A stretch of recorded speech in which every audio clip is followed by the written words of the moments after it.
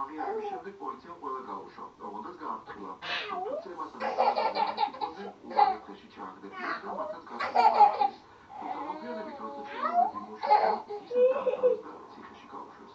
აი, ამ ადგილზე ხონდა თავი გატეხილი, თითქოს ასეთი დიდი კოლტები ჰქონდა მეცნიერი, ხორტლიანი ყურის ნაცენი. აი, ჩასხლებული ეყოდა და ხელები.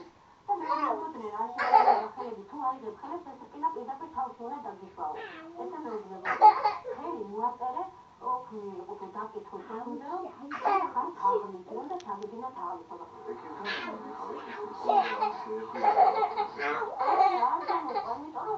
ეთყობა იმ ხელას ეწოლა მოახდინე, ესე დაემუქდნენ, რომ არა მითხრა.